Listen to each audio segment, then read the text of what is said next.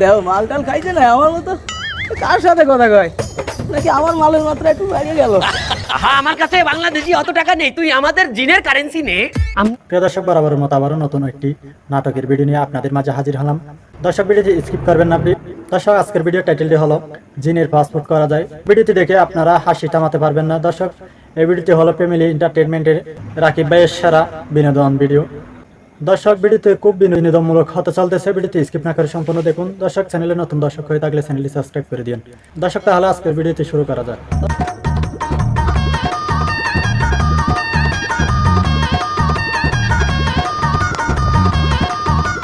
কি হয়েছে, তুমি ফোন দেছো? নবীন দাদা, আমার পাসপোর্টটা যত তাড়াতাড়ি সম্ভব করিয়ে দেন। কোনো সমস্যা নাই, তুমি যদি চ্যানেল ফি ঠিক মতো দাও, আমার লাইন ফি ঠিক মতো দাও, তো পাসপোর্ট করিয়ে দেওয়া যাইবে। কিন্তু দাদা, আমার তো সব কাগজ নাই এখানে। তুই আইসো কার দ্বারে? তুই নবীন দালালের দ্বারে আইসো। এই নবীন দালাল আস্তা একটা গুগল প্লে স্টোর। নবীন দালাল এমন গুগল প্লে স্টোর, তোর সব কাগজ সে নিজে বানাই দেবে। দাদা, তো পাসপোর্ট কয়দিন লাগতে পারে? কয়দিনে লাগবে তোমার পাসপোর্ট? 3 দিনে দিলে হবে? কি কোন দাদা, আমি তো জানি কমসে কম 7 দিন লাগে। আপনি 3 দিনে পাসপোর্ট বানাই দেবেন? তুই কিছু জানোই না। তুই আইসো নবীন দালালের কাছে। এবারে মানের পাসপোর্ট 3 দিনের বেশি আমার দ্বারে লাগে না। 7 দিন হইলে তো আমি জিনের পাসপোর্ট করে জ্বালাইতে পারি। বেড়া, কি কোন দাদা, আপনি জিনেরও পাসপোর্ট করেন?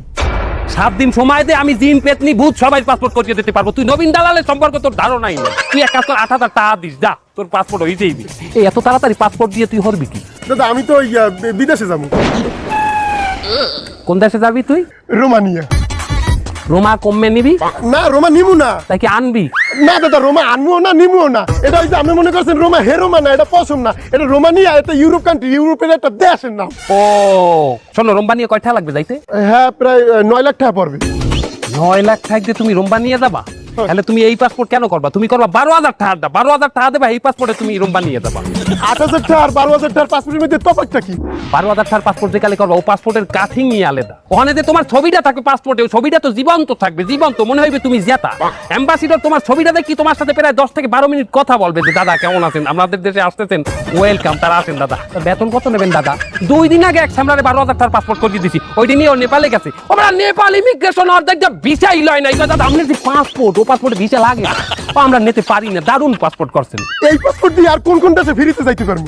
নেপাল, ভুটান, শ্রীলঙ্কা, টেকনাফ, তেঁতুলিয়া, পঞ্চগড়, এই 6টা দেশে তোর ভিসা লাগবে না। ঠিক আছে দাদা, তাই শেষের 2টা দেশ, ওই যে কি পঞ্চগড়, চেনা চেনা লাগে কোন হানে জানো? চেনা চেনাই তো লাগবে বাবা। পঞ্চগড় দেশটাই যে পাহাড়টা দেখা যায় পৃথিবীর সবথেকে বড় 3 নাম্বার পাহাড়, নাম শোনো নাই? কাঞ্চনজঙ্ঘা। কাঞ্চন জাঙ্গিয়া?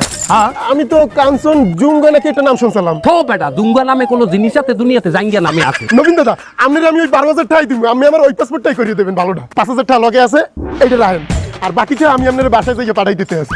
আমার অ্যাকাউন্টে পাঠাই দেবা। জি দাদা, আসসালামু আলাইকুম। ওয়ালাইকুম আসসালাম। কাঞ্চনজঙ্ঘা ওর পাসপোর্টে যদি 12,000 টাকা নেই, আমার খরচটা যাইবে কত? 5,750 টাকা যাইবে হইলে যাইবে ফরমে, আর 300 টাকা যাইবে হইলে ফটোকপিতে, 6,150, আর 350 যাইবে আমার লাইন খরচ। এই হলো 6,500। ওমা 5,500 টাকা আমি আল্লাহ খাবো।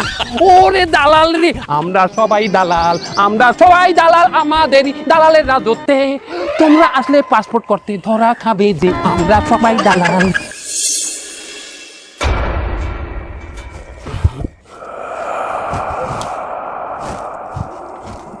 আরে যাই বান থেকে আমার যাই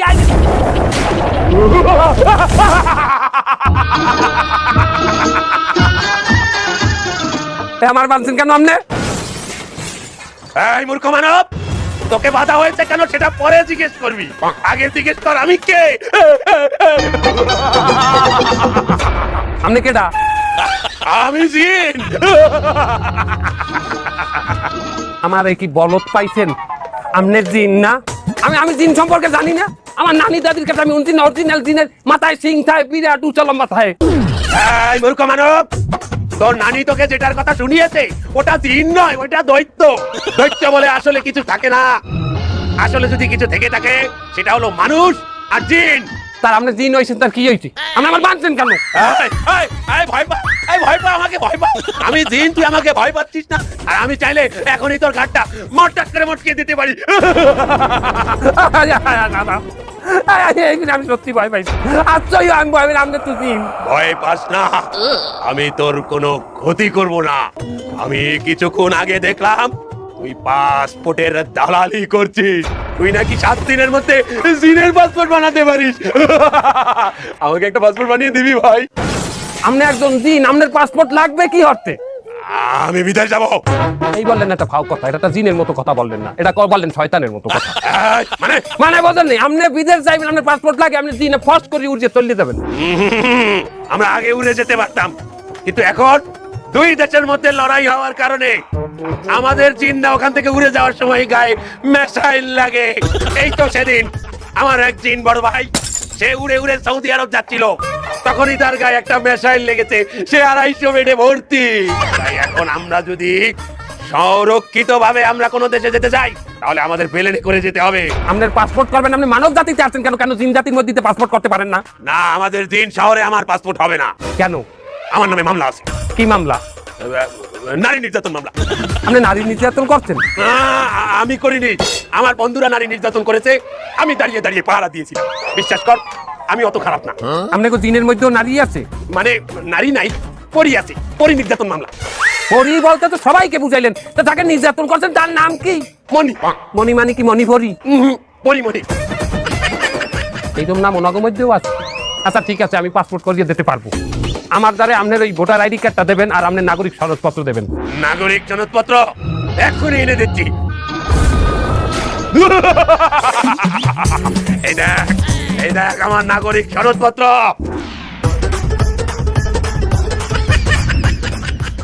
এটা দেখি আমাগো দেশের কে রেস্ট? আমাদের কোকাপ শহরের মেয়র এটাই আমাকে নাগরিক সনদপত্র হিসেবে দিয়েছিল। আপনি কোন নাগরিক সনদপত্র যদি এইরকম, আপনার ভোটার আইডিটা কিরকম? এই ক্রিকেট ম্যাচের ম্যান অফ দ্য ম্যাচের চেক দেখেছিস? হ্যাঁ, এত বড়। আমাদের ভোটার আইডি কার্ড অত বড়। ও চলবে না দাদা, ও ফটোকপি কমে দিয়ে করাম অত বড় মালটারে। আপনার সবই আমি বানাই দিতে পারবো, দেখেন আপনার মানুষেরটা বানান লাগবে। আর এগুলো বানাইতে একটু খরচ আছে, বুঝছেন, অনেক জায়গায় যাওয়া লাগে। এই মূর্খ মানব, তুই একটা দিনের কাছ থেকে দালালি খাবি? তোর এত বড় চাপ? লম্বার পাসপোর্ট পাইবেন না? দেখেন আমার সাথে অত ই করা যাইবে না, আমি একজন দালাল। আমি আমার বাপরেও ছাড়বো না দালালির ক্ষেত্রে, কথা বোঝা গেছে? আমার মাঝি লাইল তো পাসপোর্ট পাইবেন না, মারেন মারেন। দেখ ভাই, ওরকম করিস না, আমার কাছে টাকা অনেক আছে, কিন্তু সে তো জিনেদের শহরের কারেন্সি, সে টাকা কি তুই নিবি? আমাকে কাছে মানি এক্সচেঞ্জ আছে, আমি বাঙ্গাইল হম দেই, একটু কারেন্সিটা কেমন একটু ধ্যান দেই। আচ্ছা ঠিক আছে, এই দেখ 1000 টাকার নোট।